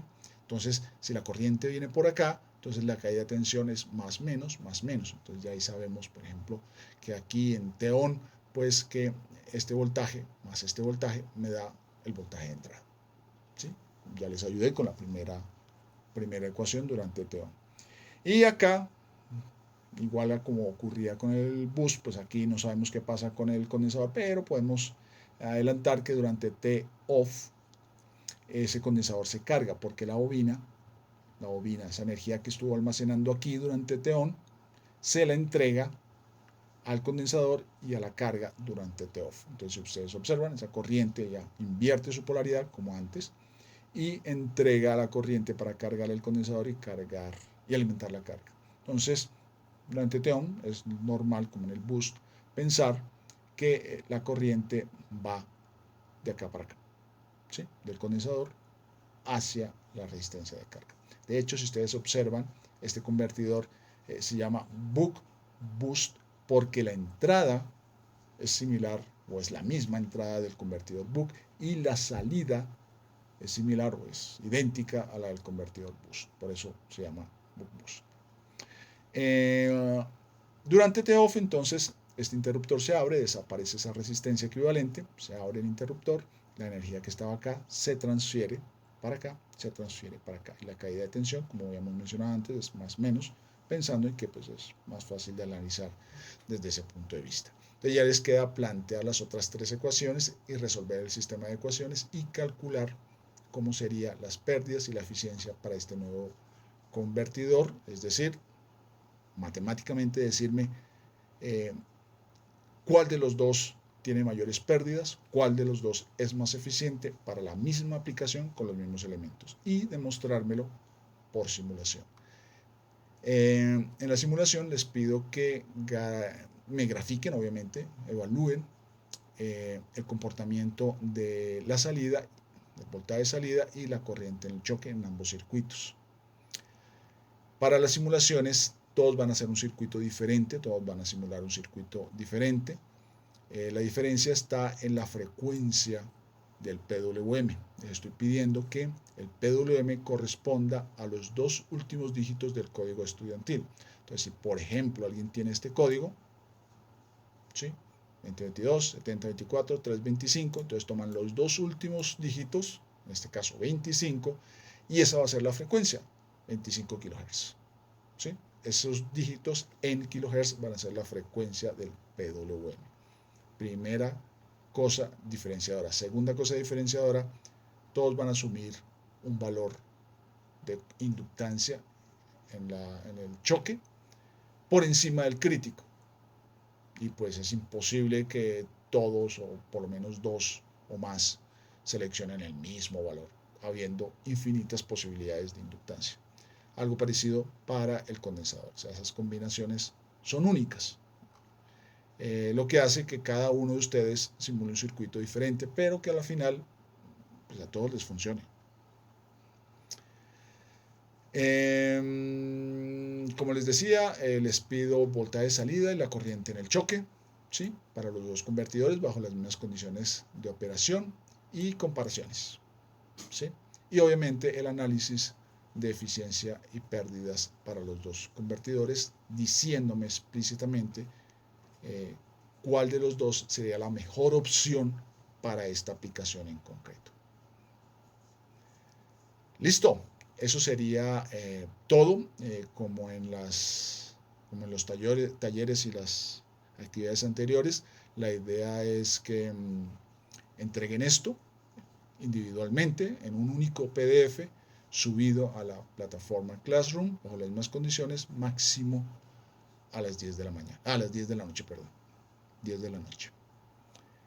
Listo, eso es todo. Entonces, nos vemos como es normal en la próxima clase, el laboratorio del miércoles. Recuerden que ya está montado también las dos últimas prácticas de laboratorio, también relacionadas con este tipo de circuitos, convertidores DCDC, para que por favor lo preparen para el próximo miércoles. Y bueno, están las dos últimas para las dos últimas clases.